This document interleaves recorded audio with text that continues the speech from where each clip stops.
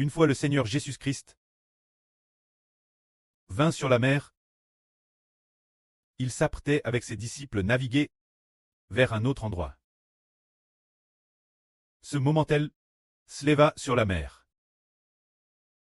Une TRS grande tempête. La barque était presque submergée par les flots. Mais le Seigneur Jésus était endormi. Les disciples vinrent le réveiller et lui dirent: Seigneur, sauve-nous.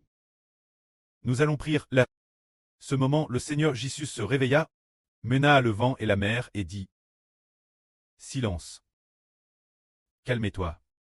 Alors le vent et la mer s'apaisèrent promptement. Puis le Seigneur leur dit: Hommes de peu de foi, pourquoi avez-vous si peur? Les gens furent saisis d'étonnement, et dirent: Quel genre d'homme est-ce donc, pour que Madame le vent et la mer lui obéissent? C'est cette histoire qui raconte comment le Seigneur Jésus-Christ, avec un groupe de disciples, allait prendre un bateau pour se rendre quelque part. Mais le Seigneur s'endormit sur le bateau. Alors un grand vent se leva. Le bateau était secoué par les vagues, si bien qu'il se remplit d'eau, alors que le bateau était sur le point de couler. Beaucoup de disciples eurent peur. Ils vinrent alors dire au Seigneur: Seigneur, sauve-nous. Nous allons prier là. Ce moment-elle, le Seigneur Jésus-Christ mena le vent et la mer. Le Seigneur mena en disant: Calmez-toi. Silence. Quand le Seigneur dit: Calmez-toi. Silence. Le vent et la mer obéirent l'ordre du Seigneur, le vent se calma. Et la mer s'apaisa promptement.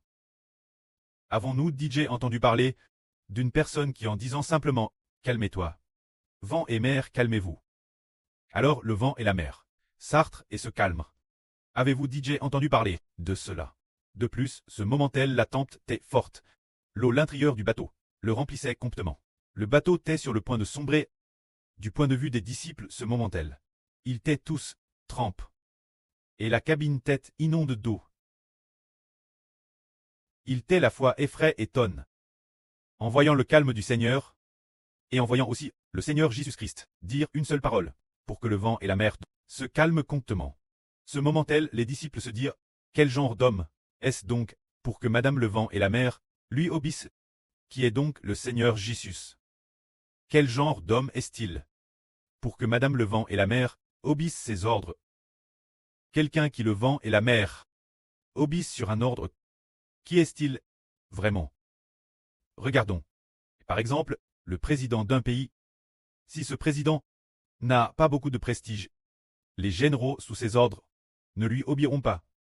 Si ce président manque de prestige, ses généraux ne écouteront pas. Le peuple ne le coûtait pas non plus. Nominalement, il était président. En réalité, personne parmi le peuple ne voulait écouter. Alors, être président et diriger le pays était très difficile. Pour appliquer un décret, les obstacles étaient nombreux. Parce que les gens ne le coûtaient pas. Les fonctionnaires en dessous ne le coûtaient pas non plus. Il lui était donc difficile de gouverner. Mais notre Seigneur Jésus, Madame le vent et la mer, lui ont obéi. Alors nous, tous ceux qui appartiennent au Seigneur, en a-t-il un seul qui ne veuille pas obéir au Seigneur? Aucun. Tout le monde veut obéir au Seigneur, et obéir au Seigneur jusque la mort. Ce point. Chacun veut obéir au Seigneur, au point d'obéir au Seigneur Jésus-Christ jusque la mort. On voit que notre Seigneur Jésus-Christ, quel genre de personne est-il vraiment, pour que tout le monde veuille lui obéir et veuille appartenir son nom? En fait, Madame l'Esprit de l'homme a été créé par lui, se dire le cœur de l'homme a aussi été créé par le Seigneur Christ. Le Seigneur veut que nous croyions en lui. Cette personne est bénie, le Seigneur choisit et dit: Cette personne est moi. Alors cette personne, par le pré-clest Jova, se fait changer le cœur. Ceux qui sont choisis par le Seigneur sont bénis de pouvoir croire et obéir au Seigneur. Il est dit ici que le Seigneur Jésus-Christ a réprimant le vent et la mer. Et le vent et la mer se sont calmes. On voit que l'esprit de notre pré-clest Jova est vraiment le Seigneur Jésus-Christ. Ensuite, nous allons regarder. Tout l'heure nous disions que le Seigneur Jésus-Christ a réprimant le vent et la mer, et qu'ils lui ont obéi. Se pourrait-il alors que, si le Seigneur Jésus-Christ ordonnait une montagne, que cette montagne se jette dans la mer? Si le Seigneur Jésus ordonnait ainsi, frères et sœurs, pensez-vous que cette montagne se jetterait dans la mer? Sur Zaouan a hors la tête et dit. Oui. Alors nous, disons-le en vrai, le Seigneur Jésus-Christ n'ordonne pas seulement une montagne, montagne, jette-toi dans la mer, et la montagne aussi jette, en fait actuellement, la préservation de l'univers est un ordre du Seigneur Jésus-Christ. Il dit, univers, tu dois subsister temporairement, subsister jusque que mes enfants sauvent, soient tous retour au royaume des cieux, et soient détruits après cela. L'univers est par le Seigneur Christ, avec sa parole d'autorité et de puissance, serve temporairement. Peut-être que les frères et sœurs disent, mais le Seigneur Jésus, qui s'est fait homme autrefois, quand a-t-il ordonne l'univers et toutes choses, de subsister temporairement, est-ce en tant que Seigneur Jésus-Christ, après très fait homme, et très ressuscité, qu'il a ordonne l'univers et toutes choses, d'exister temporairement? Ou bien l'avait-il? DJ décide ainsi dans les cieux. En fait, il l'avait, DJ décide ainsi dans les cieux. Car le précleste a créé toutes choses pour lui. Après la rébellion d'Adam, Dieu avait un merveilleux plan pour que le Seigneur Jésus-Christ rachète la descendance d'Adam, pour qu'une partie de la descendance d'Adam puisse se placer sous le nom de Dieu quand Adam a péché. En toute logique, Dieu a dit, Adam n'est plus mon fils, que l'univers et toutes choses soient détruits, qu'il n'existe plus. Toute la descendance d'Adam n'existerait plus. Dieu pouvait faire cela. J'ai créé l'univers et toutes choses, uniquement pour Adam, mais maintenant qu'Adam est devenu un enfant de Satan, je vais détruire l'univers et toutes choses, ne plus les laisser exister, et laisser seulement l'autre univers. Le royaume des cieux l'hôte, qu'il n'y ait que les anges, Dieu et le Christ. Pourtant, le précleste n'a pas fait cela. Pourquoi a-t-il laissé l'univers et toutes choses subsister temporairement? C'est parce qu'il avait convenu, avec le Seigneur Jésus-Christ, d'attendre que les descendants d'Adam se multiplient, pour envoyer son propre Fils se faire homme, afin de sauver certains d'entre eux, pour que certains ne prissent pas. Ainsi le pré, également en raison de sa prophétie concernant Israël et le frère Ashbert, a permis l'humanité de se multiplier continuellement, en devenant RS nombreuse, jusqu'à la naissance de ce fils. Appel Israël. Et la naissance du frère Ashbert. Il fut alors appelé par Dieu. Ce moment tel, le frère Ashbert prêcha l'évangile. Et le Seigneur Jésus-Christ, déesse l'agence, ordonna l'univers de subsister temporairement, de subsister jusqu'à ce que l'humanité se multiplie, afin que Dieu obtienne le tiers de l'humanité, gagne par l'évangile. Une fois le nombre de ceux que Dieu a prédestinés au salut atteint, le Seigneur Jésus-Christ d'une seule parole détruira l'univers et toutes choses. C'est la volonté fixe par le prêt que le Seigneur Christ doit exécuter cette grande volonté.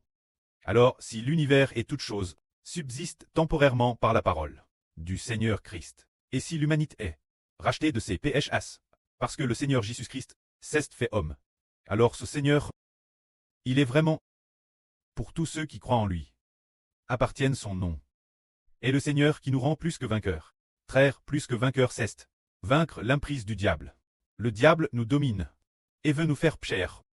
Ceux qui sont plus que vainqueurs triomphent du diable, de sorte que peu importe comment le diable attaque, il ne peut nous faire pécher. Au contraire, plus il attaque, plus nous sommes victorieux, grâce au nom du Seigneur Christ. La force de vaincre le péché devient encore plus grande. La foi au nom du Seigneur Christ. La foi grandit encore plus. A de la force, et la foi devient plus ferme.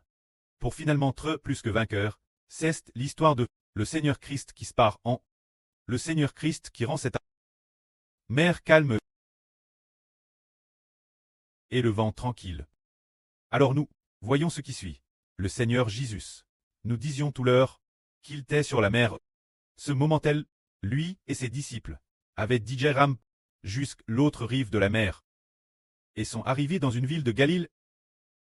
Cette ville, après avoir traversé la Galilée, ils arrivent dans une ville, appellent le pays des Grasniens, arrivent chez les Grasniens.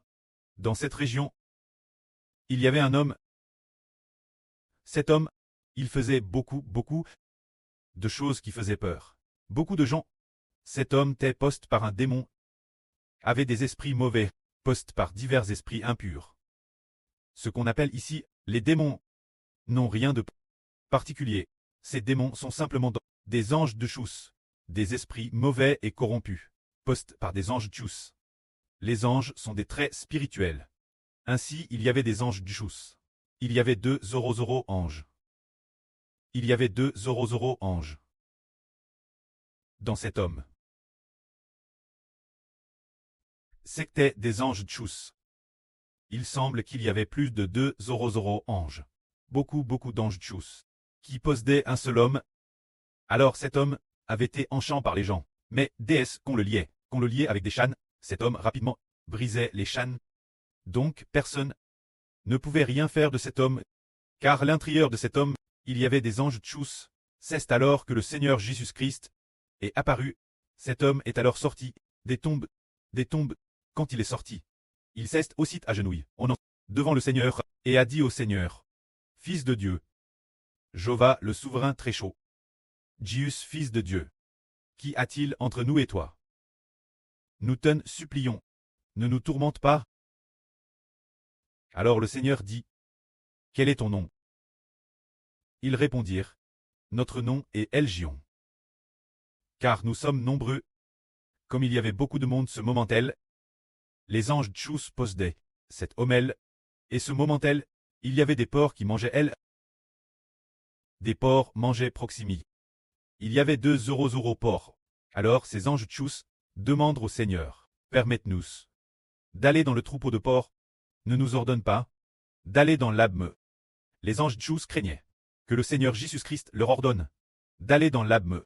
Alors le Seigneur dit: Allez. Alors ces porcs qui mangeaient Proximi, ces porcs se précipitent du haut de la falaise et se noient. Se précipitant de la falaise, ils se jettent dans la mer.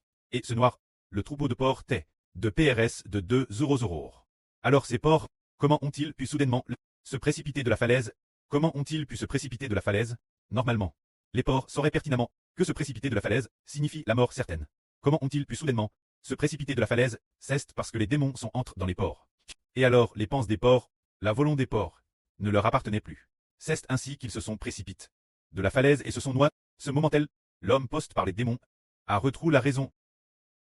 Les démons en lui, plus de 2 Zorozoro, esprits d'anges tchous, on quitte cet homme. Cet homme a alors retrouvé la raison. C'est cela qui nous fait voir que tant d'anges tchous se sont agenouillés devant le Seigneur, le suppliant de ne pas leur ordonner d'aller dans l'abme. On voit ainsi que l'autorité du Seigneur Jésus-Christ surpasse de loin toutes sortes de démons. Que la gloire soit rendue auprès et au Seigneur. Amen.